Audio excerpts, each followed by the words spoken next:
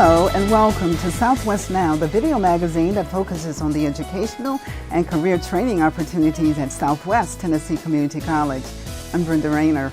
Southwest is in the final stages of construction on its new nursing, natural sciences, and biotechnology building located in downtown Memphis, adjacent to the Southwest Union Avenue campus.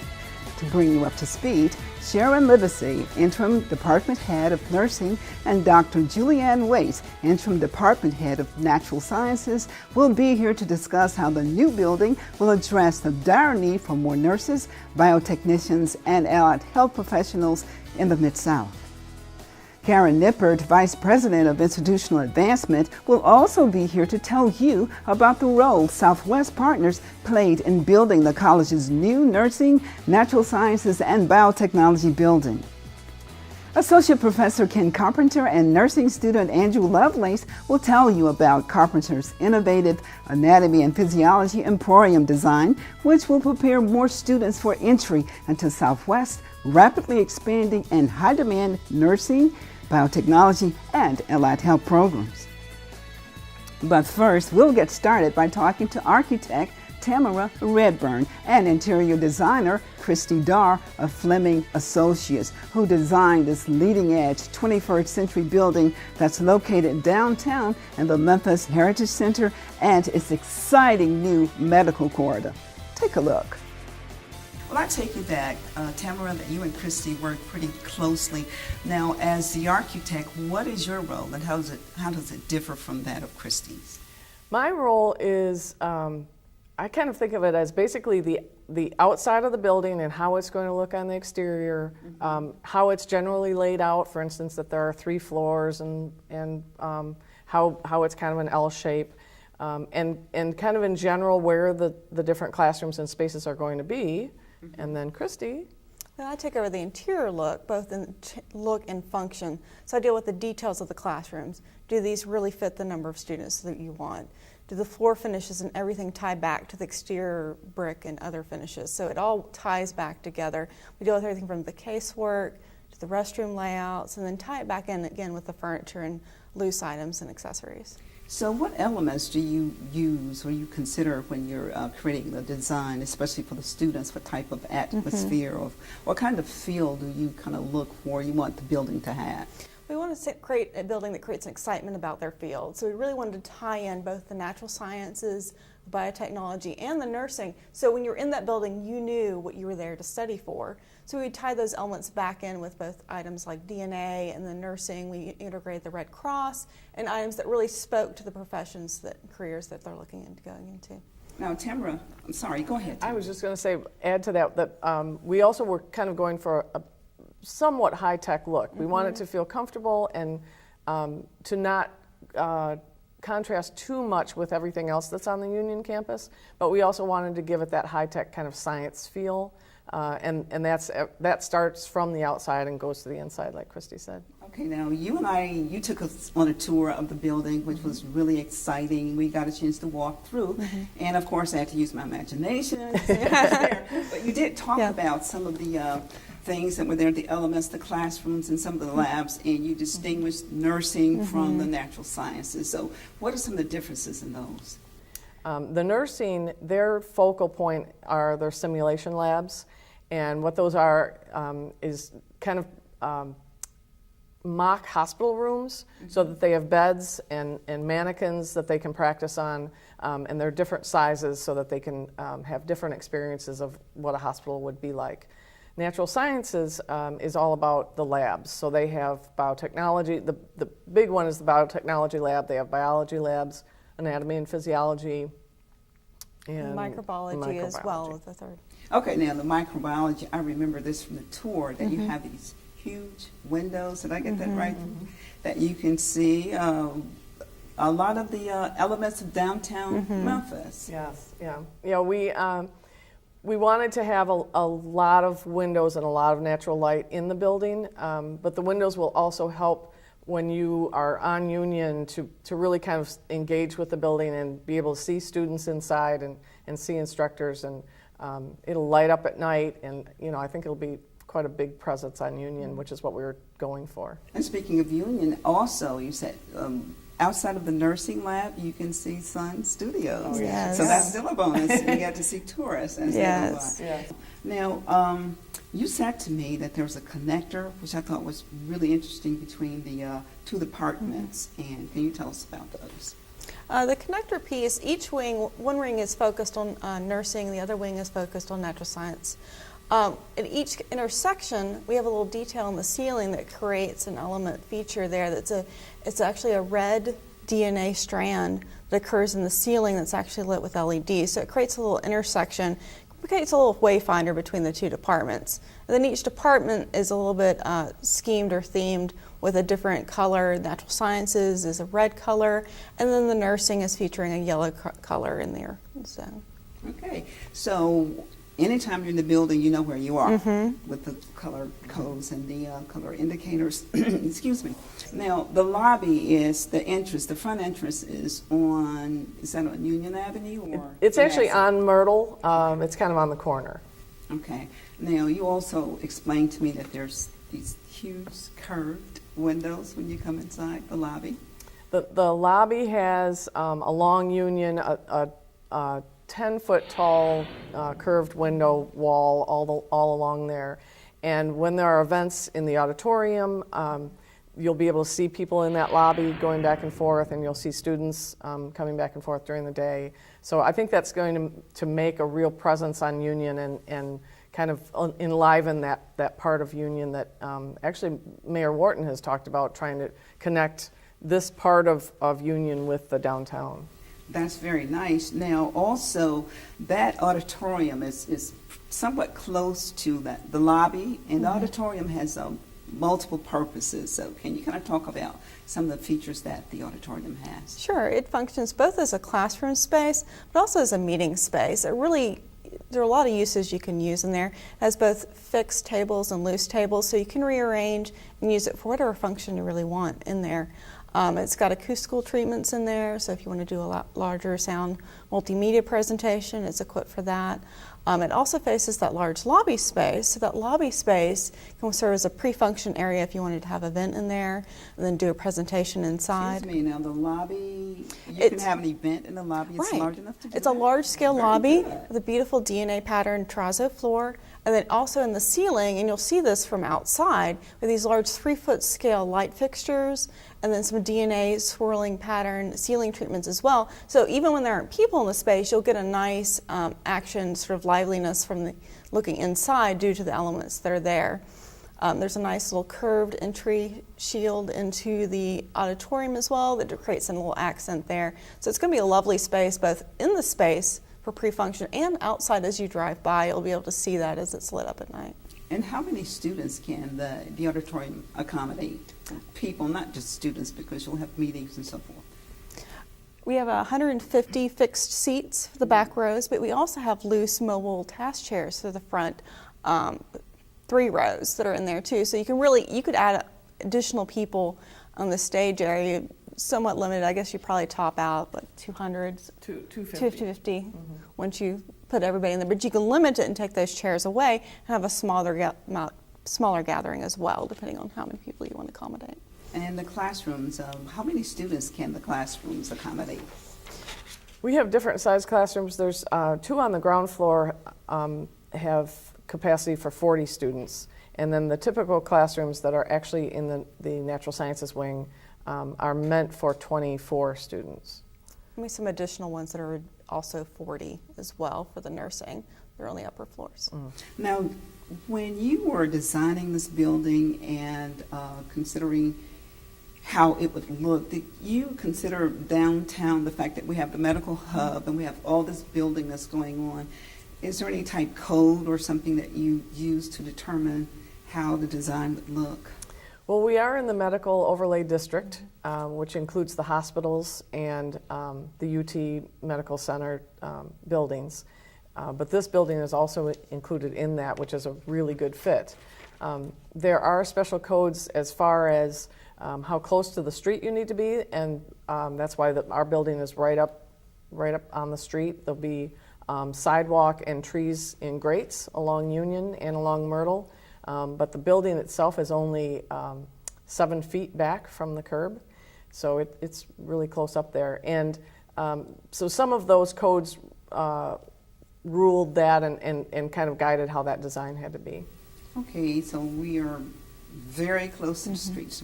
People passing by can really kind of engage or look or just see what's going on. And excuse me, you mentioned that the building had a lot of technology as well. You wanted it to be kind of like on the cutting edge. Can you talk about some of the technology that you'll find inside of there, especially the auditorium? That should be interesting. The auditorium is really tied in that you could set it up as a distance learning lab if you'd like to do that in the future. And distance learning is really where you're having a teacher or a professor in another location, but you can interact with them at the same time. And also it creates, we have nice viewing for tiering so you can maximize your viewing in there. Technology in the building as well for items like biotechnology, looking at getting a mass spectrometer for in there, which is really neat. The nursing is really set up, we're having real technology in there as well. So those simulation dummies sort of function like real people. So we have the fake oxygen and the gas and the vacuum. So you can actually really plug in your mannequins and make the real life scenario just like you would in an emergency situation. Okay, well, right now we're still in the process of building, and Tamara, you promised us that we can come back and have another look when it's a little bit more complete. Thank you so much for being here. I've been speaking with Tamara Redfern, an architect from Fleming Associates, along with Christy Daw. Thank you, ladies. Thank you so much. And now we'll be joined by Sharon Libisek, Interim Department Head for Nursing, and Dr. Julianne Wace, Interim Department Head of Natural Sciences, to talk about how Southwest's new Nursing, Natural Sciences, and Biotechnology building will help meet the dire need for more healthcare professionals in the Mid-South. There were some factors that spun the building of this new facility, and one of them was the fact that there's a shortage in nurses and biotechnicians. And so, Sharon, if you will, start off and tell us about that shortage. Yes, there is a nationwide shortage, but more importantly, there's a shortage in the state. There, according to Tennessee Center of Nursing, there will be over 9,000 RNs shortage in the hospital area. So Southwest can play a big role in making more nurses available to the community and to the hospital. Okay, well, great. And Dr. Wace, what about biotechnicians, the shortage in that area? Well, there's actually a huge shortage in Shelby County and Memphis City proper. About 10% of the employees that we actively put into the community, whether that's from Southwest or whether that's from other institutions, are going to go into bioscience careers. And so the biotechnology technician career ladder and the AAS programs allow for us to bring in students that we can train that will work really, really, really hard to potentially learn a new technique or a skill in the sciences that they can then take into a successful career ladder right here within Western Tennessee. Okay, well, great. Now, we've been very successful in training nurses. How many nurses are we currently able to capacitate with our current building? We admit about 60 generic students each semester and 30 LPN students that are LPN to RN mobility track students. So about a total of 150 students per year. And what about with biotechnology, natural sciences? Well, with biotechnology specifically, because that is kind of an area where we are, expanding and growing at a very rapid rate. We are at about 150 majors right now, which for us is within the last few years almost a tenfold increase to the number of majors that we initially had when we first started the program, because it was very small. As far as natural science is concerned, we are seeing an increase in natural science majors, especially coming across from what we call the Tennessee Transfer Pathway or the University Parallel Pathways. So we're expanding and we're growing, and we need more space. Okay. Well, if I could piggyback on Dr. Waits' we have currently over 2,000 students who declare nursing as their major. So if we're only accommodating about 150 a year, you can see this new building opened the door for us to be able to take in a lot more students. And about how many more can the two of you will take in these various disciplines or areas? Well, we're really projecting to double our enrollment. So at some point in over the next 3 years, hopefully we'll be able to double the enrollment, maybe take in around 300 in that 3-year period of time. And in biotechnology, this is going to allow for us to expand at least 40% the actual enrollment in each individual class. For us, that's a huge benefit because right now we're currently supported by the Bioworks Foundation H-1B and Department of Labor grant. And so what we are doing is we're training people who are unemployed or underemployed to take, again, a new career path. And we have plenty of money for students, but we don't have space in classrooms to put them in. What are you anticipating in terms of features or technology with this new building? It's going to be really exciting to get into a new building where we have our own space, and we have labs that are 21st century, and we have skills labs as well as the simulation labs. And this is a safe environment where they won't feel not afraid to make mistakes. They can ask questions, and by the time they get in the hospital setting to do their practice, they will feel more comfortable and be better prepared to provide safe and therapeutic care for the patients that they're serving in the hospital. This is kind of like a preclinical because they get to do the hands-on. Correct. They're going to have, the mannequin is very interactive. Okay, tell us about the mannequin. This thing is SimMan, and it's amazing. Correct. SimMan is a very interactive mannequin or system. Just like a patient, it's going to respond to the things that the students do. So it talks, it breathes, it has a blood pressure, it has a heartbeat, all the same bodily functions as a human. It's just more or less going to be controlled by the computers, and faculty will be controlling the computerized system. So the students will walk in there just like they're in a regular hospital setting, and they will introduce themselves, and they will have a plan of care, the history of that particular patient, and they will have to walk in and start providing care. Everything they need will be set up in that room just like a hospital setting. They will have their med card, they will have the patient's medical records, they will have a phone to be able to call the physician. Amazing. If the patient was to respond in a negative or surprising manner that they need to get a doctor in on, they would just pick up the phone, call the doctor, receive orders, and have to act accordingly.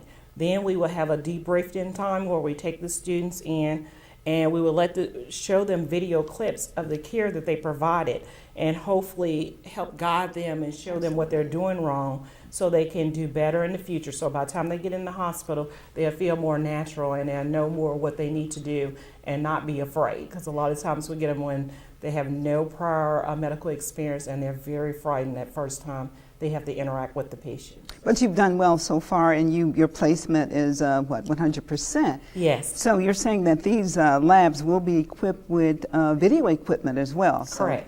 Exactly. State of the art. It's going to be really nice. State of the art.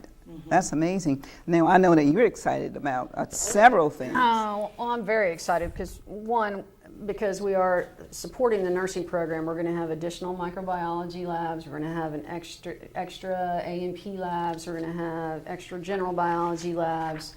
And so there's that growth that we've been looking for as far as space. Additionally, of course, I'm very excited about the biotechnology lab because we're expanding into a much larger space. And we've set aside specifically for some large equipment that we would like to get. And some of those pieces of equipment, they're several $100,000. They're specific to, let's say, the LC mass spec, which is an LC, which is a liquid chromatography mass spectrometer. But essentially what that does is it allows us to evaluate resins, toxins, poisons, chemicals, anything that you might find in a sample of urine, blood, or any other liquid sample. And so it can be used for chemistry, it can be used for forensics, It can be used for biotech. And it's one instrument that's used consistently throughout pharmaceutical industry, It's really common in So pharmaceutical, that takes and it's us also to another in level. Once forensic again, industry. when our students walk out, they will have had hands-on with this equipment, and Yes. they're ready to go Yes. to work. Great. Well, we have some exciting things happening. We have a lot to look forward to. I want to thank you, ladies, so much for coming here to talk about the academic end of this new building that we're building at Southwest. I've been speaking with Sharon Livesey, who is the interim chair for the nursing department, along with Dr. Julianne Waits, the interim chair for our natural sciences department at Southwest. Thank you so much for being here. Thank you for having us. Next, I speak with Vice President Karen Nippert about what it took to build a new nursing, natural sciences, and biotechnology building. Now, Vice President Nippert, Southwest prides itself as being the community's college. Who were the college's partners in this venture? Well, we had community support from all levels, Brenda. We started out with presenting the need to our community, and they recognized that with a new facility we could begin to meet the need for nurses here in the community. We took our first proposal to Medtronic, who gave us our first $1 million toward the project. They were very supportive, and that was the first $1 million gift that the institution had ever received. So that's kind of set the pace. We also took our need to the hospitals, the area hospitals, Baptist and Methodist, and then we had tremendous support from our foundations, local foundations here. First with the Assisi Foundation, and then with Plow, Hyde, and a number of others. We also then received, later on in the campaign, another strong commitment from one of our wonderful community partners here in the city from FedEx, and they gave us a $2 million gift. So that really stepped up the game and allowed us to begin to reach our goal. We also had support from our federal government through the Department of Labor, Department of Housing and Urban Development. We, and as you know, the state was very instrumental in providing the final funding. We also had tremendous support internally from our own employees. The Tennessee Board of Regents very supportive. So it was everybody working together. Well, you've done a phenomenal job, and we can't wait for the ribbon cutting. Thank you for being here. We've been speaking with Vice President of Institutional Advancement, Karen Nippert. Associate Professor Ken Carpenter and nursing student Andrew Lovelace spoke with me about the new anatomy and physiology emporium design. Let's take a look. You have done something really remarkable. In fact, this is the first time in the state that this has been done. You've employed the emporium model to the anatomy and physiology courses. Now, Mr. Carpenter, tell us, what is that? Students have changed over the period of time. I find them now engaged more in technology. So why not develop a course with technology, which those are involved with things that they like to do. When the students walk into the class, of course, they had these Chrome notebooks. So kind of tell us about the technology that you're using. Well, the classroom has changed now.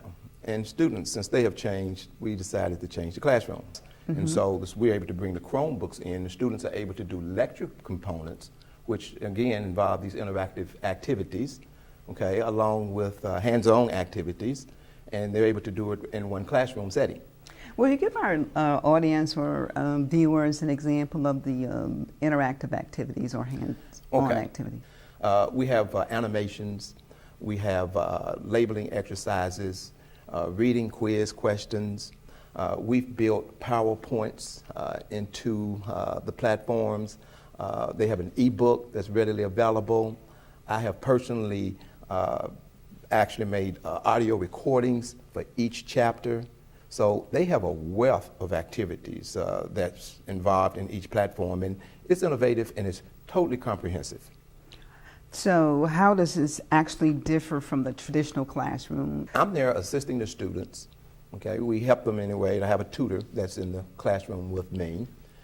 We guide them and try to make sure they stay on task with the activities and provide the assistance that they needed, because they are there with Chromebooks. And so that's where their attention actually is during that 3-hour period that we have them. You said you're preparing students for the A&P. Correct. So why is that so important? Well, you know, if a student's going to get into any program here at Southwest, whether it's nursing or allied health, okay, those programs look at the sciences. A&P is one of them.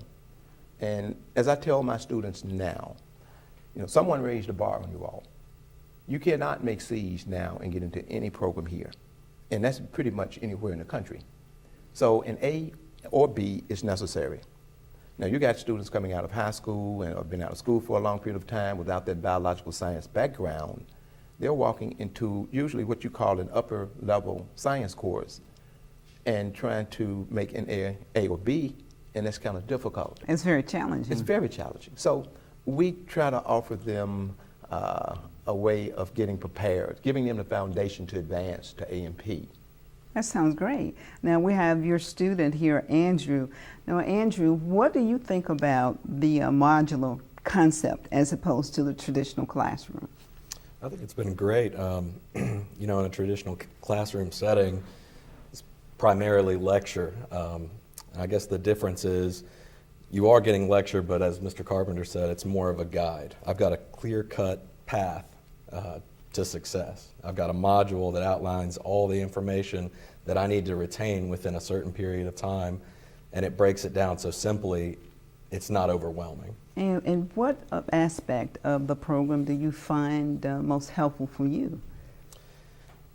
There's so much available to us to reinforce that knowledge. We have, for example, we have lectures in MP3 format on the website. I know that I can go to the gym and have my iPod in, and I'm still listening to a lecture. And all the information that I've read, it's just reinforcing that. In addition, they've got multiple matching or online quizzes that you can take. And for me, I'm a hands-on learner. I need to see it, I need to put my hands, I need to be actively engaged with it to retain the information. And that's exactly what this class has done for me. Well, we want to congratulate you on bringing this concept to Southwest and helping our students to be successful, because we know that there is a dire need for nurses and individuals in the medical field, and you are helping definitely to fill that need. So I want to thank you so much for being here, Associate Professor Ken Carpenter, along with nursing major Andrew Lovelace. Thank you once again for coming. We've come to the end of this edition of Southwest Now. Southwest Now is a joint production of the Communications and Marketing and Multimedia and Digital Production departments. Thank you so much for watching. I'm Brenda Rayner. We'll see you next time.